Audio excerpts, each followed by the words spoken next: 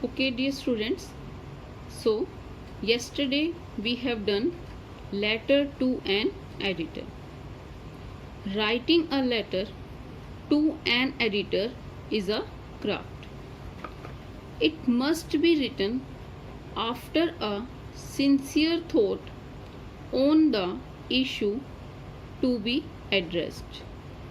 Letters to editors are often written to draw the attention of the general public and the concerned authorities towards the issues that demand immediate action.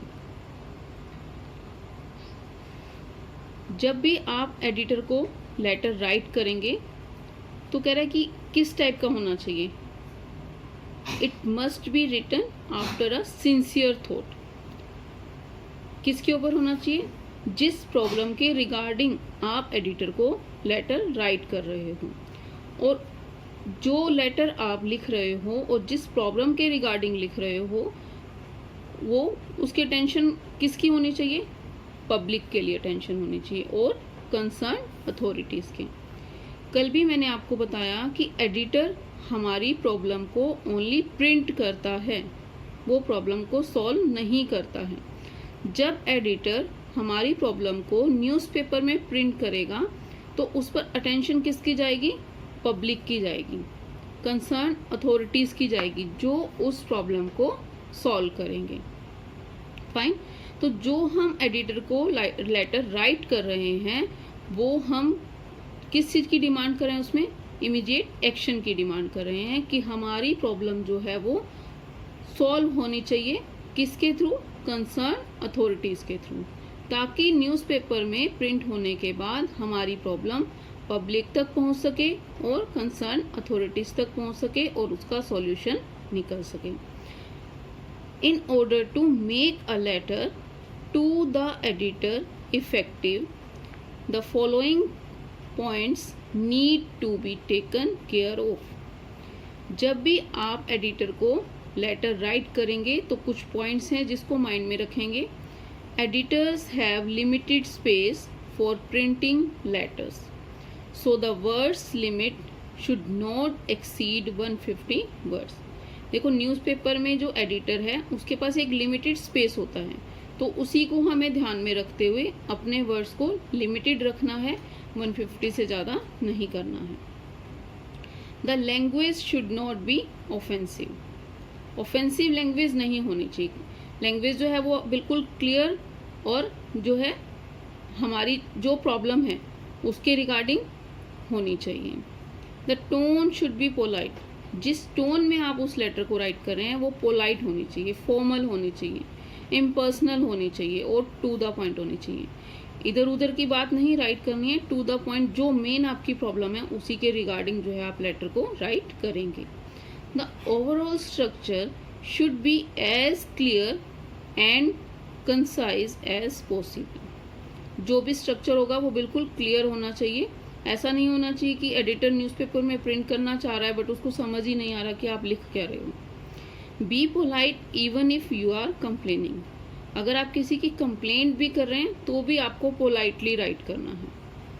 Some suggested solution. कुछ solution भी आपको उसमें suggest करने हैं कि हमें ये problem हो रही है, अगर आप इसका ये सॉल्यूशन करवा दें तो हमारी प्रॉब्लम जो है वो सॉल्व हो जाएगी.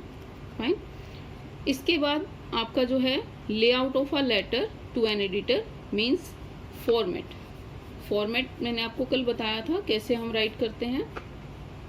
सबसे पहले सेंडर्स एड्रेस जाता है जो लेटर को राइट कर रहा है. उसके बाद हम डेट राइट करेंगे, receivers designation and address.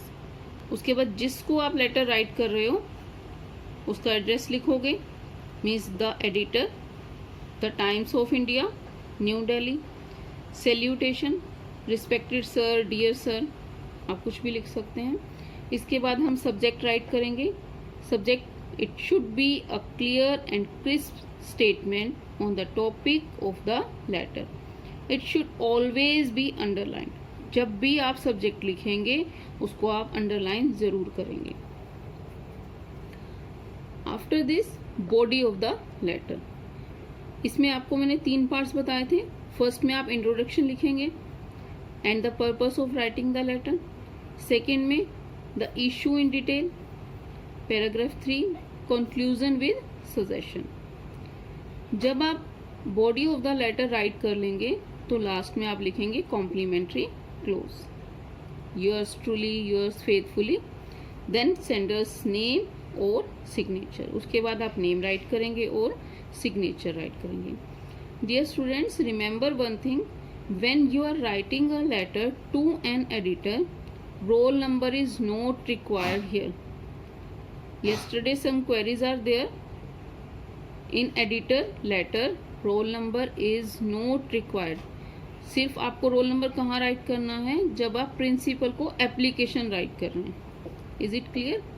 Okay, after this I am giving you a sample of letter to an editor. Let's start with the example. Let's start with the example. You came across the following advertisement for the general public against the indiscriminate use of loudspeakers. Write a letter to the editor of a national daily criticizing the indiscriminate use of loudspeakers in your locality. You are Gagan Sharma, President, House number 576, Residential Welfare Association, Kishangarh. I am repeating again. You came across the following advertisement for the general public against the indiscriminate use of loudspeakers.